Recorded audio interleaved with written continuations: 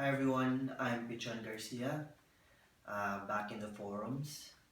My handle was Frodo. Welcome to my YouTube channel. So, I'll be sharing you guys some reviews on some vintage toys, and then of course some of my insights and some backgrounds on them.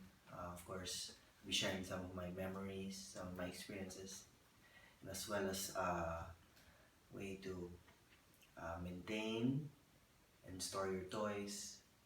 So I'll be doing my first review and it'll be based on my most one of my most favorite cartoons when I was growing up and one of my favorite ones up to this date. So today we'll be reviewing Mattel's Masters of the Universe He-Man. Okay, so this is the actual toy I had when I was a kid. Okay, so I'll give you a bit of history. So He-Man came out of around 81 to about 83. It was originally supposed to be a sci-fi barbarian cartoon. Okay, magic, sci-fi magic. So it was later on they came up with a cartoon series made by Filmation. The original concept of He-Man, especially if you bought the original toys back in the day, they all came with mini comics. The original story was He-Man was a barbarian, and then he had one half of the power sword, and Skeletor had the other half of the power sword. When they contacted Filmation to do the cartoon, Filmation actually informed Mattel that they actually did a similar story back several years back, which was Black Star. So they had to redo the story, so they actually gave He-Man an alter ego. So instead of him being just a barbarian, he was now a prince, Adam of Eternia. So of course the story goes as Skeletor always try to conquer Eternia, and He-Man always ruins his day. Okay, so we'll be going now onto the figure itself. So this figure is pretty much standard, the figure of the day, with one extra detail. So we'll go first to the standard. So He-Man pretty much had 5 points of articulation. So the hands would go up and down. You can go down, go around. Legs can go up and down. The head can look left and right. Okay.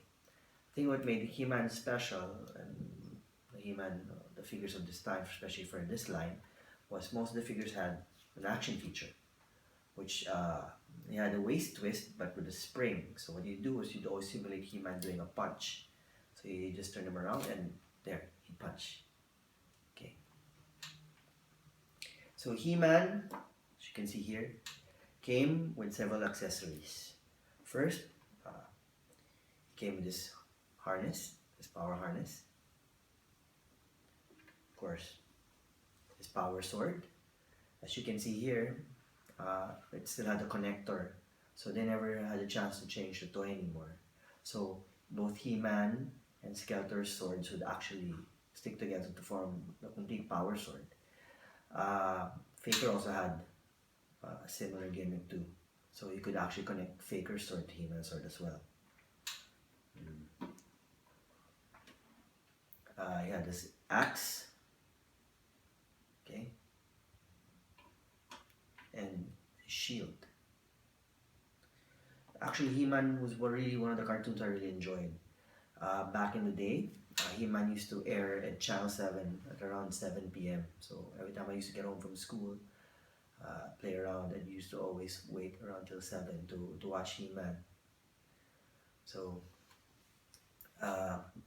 He-Man lasted for a number of seasons, several years actually, until sometime in 1987 there was a big He-Man ended, and then they tried to revamp him. So there were several revamps of He-Man actually. So there was the one in 1987 that called The New Adventures of He-Man. So here's a sample of the figure, which maybe I'll review sometime soon. And then in 2002, they released the Mike Young production, so they revamped He-Man. They gave him a more slender look, more anime inspired. So that lasted only for like about 30, maybe 30 or so episodes. Then, at the same time, they also released a commemorative edition of He-Man here. So it's pretty much a vintage line. Okay, so it's pretty much the same mold except for the head. Little trivia: the reason why the head is a bit different was when the line went down, Mattel actually sold the molds to smaller companies, and they actually used it and made their own toy line. So that's actually, I think, somewhere in Argentina called Fuercity. A lot of diehard collectors now are actually after these figures. They're actually very expensive. Then in 2008, they launched the it was like an online fan powered line. So they released He-Man. They just stuck back to the old design, made him a bit more back to his more muscular look. Of course, improved his articulation, his look. So this one's before where they only sell him online. So at a certain time, they'd announce and they'd put him on sale, and fans would rush to buy him. So it wasn't a retail powered line. Then later on, they offered a subscription service where instead of you going online trying to get as much as you can, you just paid for the subscription and you were locked in for the year. So this is the first figure they released, which is He-Man. Then later on, they finally got the rights to make Filmation's look. So they released this figure recently, sometime last year.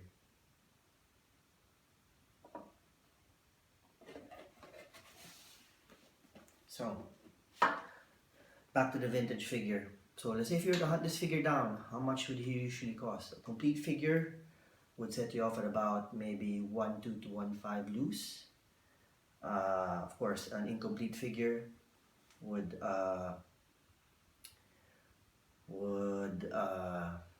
set you about maybe 300, 500. And they actually came with two variations of He-Man actually when he first came out. So one was this one from my first figure. So they had a soft head. See, it's very rubbery head. You can just. And they came up with the hard head later on. See, the hard head, you can't even squeeze it down. Well, in several runs, they had various hair colors. As you can see, He-Man has a lighter shade of blonde, and here he has a darker shade of blonde, almost orange. Okay, so how much would this cost sealed? I'd rather not say this. I've seen sealed one go for as high as 20,000 pesos. So I'd rather you guys try hunting for a loose one than going for an MOC one. So I can't afford it. If you guys have the cash, then why not, right? Okay, so this is my review. I hope you like it. Stay tuned. I'll be reviewing more vintage toys. So please like me and subscribe. Okay, thanks.